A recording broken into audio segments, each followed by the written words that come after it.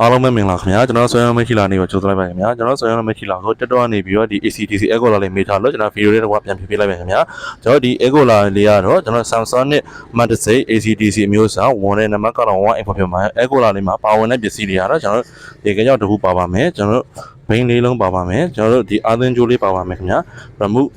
အဝေးကနေလမ်းဖွင့်လို့ရတော့ remove ကုန်တော့တစ်ခုပါပါမယ်ကျွန်တော်ဒီ Egola လေးစသုံးမယ်ဆိုလို့ရှိရင်ကျွန်တော်ဒီ on off flow လေးကိုစောက်ဖွင့်ပါမယ်ပြီးလို့ရှိရင်ဒီ power clock လေးစောက်ဖွင့်ပါမယ်ကျွန်တော် fan speed လေးကတော့90ပါပါမယ်ခင်ဗျာကျွန်တော်ဒီ timer လေး9 hour လေးပါပါတယ်ကျွန်တော်ဒီ timer လေးပြောင်းရပါဖြစ်ပါတယ်ခင်ဗျာ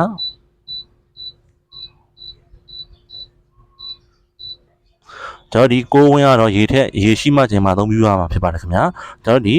သုံးပြီးရဆိုလို့ရှိရင်တော့ပေါက်လေးပြန်ပိတ်ရုံပါခင်ဗျာအားဝင်ထွက်လေးကိုတော့ကျွန်တော်ဒီအတုံးလေးမှာပြမှာဖြစ်ပါတယ်ခင်ဗျာကျွန်တော်ပြီးလို့ရှိရင်တော့ off လေးပေးလိုက်ပါမယ်ခင်ဗျာကျွန်တော်လူကြီးမင်းတို့အိမ်မှာ battery အပိုလေးတွဲဖို့ battery အပိုရှိရဆိုလို့ရှိရင်တော့ကျွန်တော်ဒီတွဲဖို့ battery ကနေချိတ်သုံးပြုလို့ရမယ်အပြင်ဒီအဖုံငုံဖိုးအမငုံလေးတို့လည်းထုတ်ပေးထားပါတယ်ခင်ဗျာ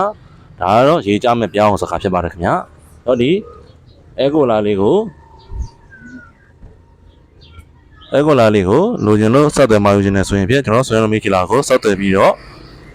ဝယ်ယူရရှိနိုင်မှာဖြစ်ပါတယ်ခင်ဗျာဈေးနှုန်းလေးတွေကနေရောဈေးနှုန်းလေးတွေကတော့ဒီ Egola ဒီ Samsung နဲ့ ACDC Egola ကို4,300,000ကျပ်ဖြစ်ပါတယ်ခင်ဗျာအားလုံးကိုကျေးဇူးတင်ပါတယ်ခင်ဗျာ